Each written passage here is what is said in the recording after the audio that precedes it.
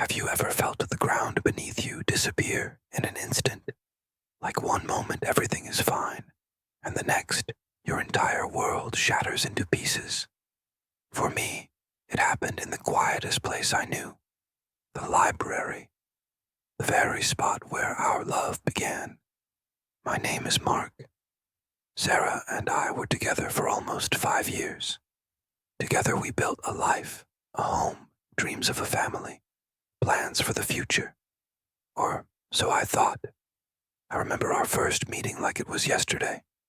Her eyes, a striking turquoise like the Caribbean waters I'd only seen in pictures. Her laugh could fill a room, warm and unrestrained. She looked at me as if I held all the answers, all the possibilities. We had what seemed like the perfect life. A cozy house, steady jobs, shared vacations, and even talks about kids someday. But looking back now, I realize something shifted over time. Maybe it was the way our conversations turned into checklists. Did you call the plumber? Pick up milk on your way home. Don't forget about the Henderson's party. We became efficient, yes, but something essential slipped away. The intimacy faded too. Sex grew routine, less frequent, less passionate. I told myself it was just a dress, that things would improve once I landed that big promotion or secured a better salary. But deep down, I knew the truth. She started pulling away, little by little. At first, it was subtle. She grew quieter, more withdrawn. The woman who used to share every detail of her day became closed off, guarded. When I asked if everything was okay, she brushed it off, saying she was just tired. But I saw it in her eyes, a flicker of sadness, guilt, maybe something else entirely. What really caught my attention was her increased hours at the library. At first, it made sense. She loved her job, loved books. But then came the extra shifts, staying late for special projects. She'd come home exhausted but carried this strange energy, a vibrancy I hadn't seen in years. If only I'd paid closer attention. If only I'd asked more questions. Instead, I was consumed by my own ambitions, building a future while ignoring the present crumbling around me. And then, I met Liam. It wasn't his name I knew at the time, just the sight of him standing next to Sarah one Saturday afternoon.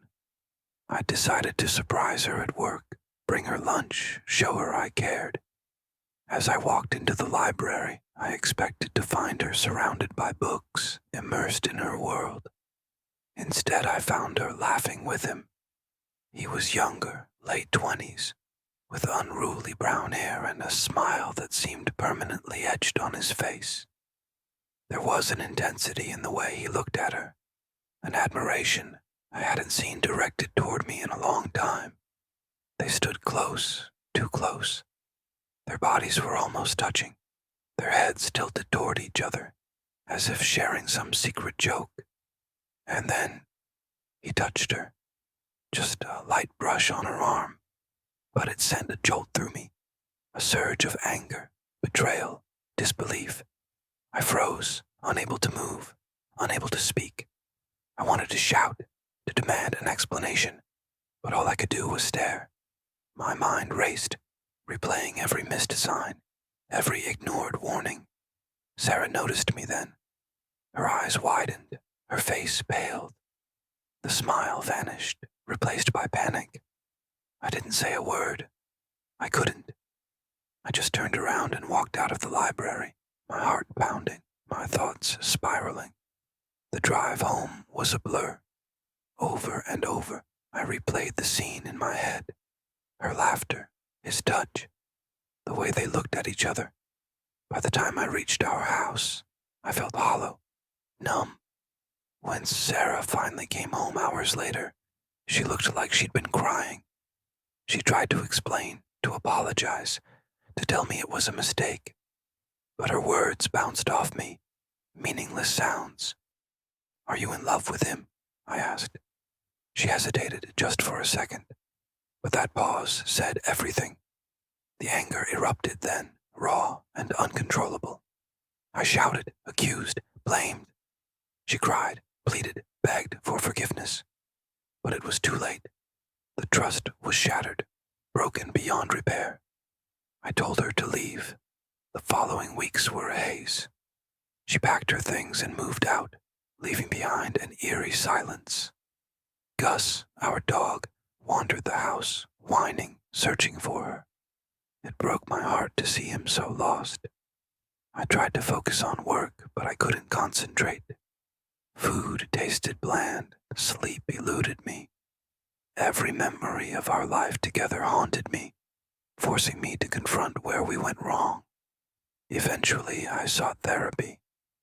It helped slowly, giving me space to process the pain, to vent my frustrations, to try to understand what happened. My therapist reminded me that it wasn't my fault, that Sarah made her own choices, that I couldn't take responsibility for her infidelity. But doubts lingered. Had I been attentive enough, romantic enough, period? Over time, the anger subsided, replaced by a deep, gnawing sadness. I missed her terribly. Her laugh, her touch, her presence. Even though she'd betrayed me, part of me still longed for the life we once shared. I knew I needed to move on, but it was harder than I imagined. I returned to hobbies I used to enjoy: hiking, playing guitar, spending time with friends. I even tried dating again, but it felt strange, awkward. Every new person reminded me of Sarah, making me feel like I was betraying her, even though she was the one who betrayed me. Months passed, and I started to heal. I got a promotion at work, bought a new car, even considered adopting another dog. Life seemed to be moving forward, albeit slowly. Then, one day, I ran into Sarah at the grocery store. I was picking up items for dinner when I turned a corner, and there she was. She looked different, thinner, paler, with dark circles under her eyes. There was a sadness about her that hadn't been there before. We stood there, staring at each other, neither speaking. Finally, she broke the silence. "Mark," she whispered softly. "Sarah," I replied, my voice equally quiet. She explained that she'd ended things with Liam, that he wasn't who she thought he was. She admitted she regretted everything, missed me, and wanted to try again. I listened, but I didn't respond. Part of me wanted to forgive her, to take her back, to pretend none of this ever happened. But I couldn't. The trust was gone, irreparably damaged. "I can't, Sarah," I said finally. "I just can't." She nodded, tears streaming down her face. "I understand," she said. "I don't expect you to." We said goodbye, and I walked away, leaving her standing there alone. I haven't seen her since. I don't know if I'll ever truly get over her or what happened, but I've learned a lot about relationships, about communication, about the importance of being present. Trust is the foundation of any partnership, and once it's broken, it's almost impossible to rebuild. Maybe someday I'll find someone new, someone who will look at me the way Sarah once did, who will make me feel alive again. But even if I don't, I'll be okay. I'll always have the memories, the good times, the love we shared. And I'll always have Gus, my loyal companion, who loves me unconditionally, no matter what. That's enough. For now, at least. And you? Would you give someone a second chance after something like this? Let me know in the comments below. If this story resonated with you, hit that like button and subscribe for more heartfelt narratives.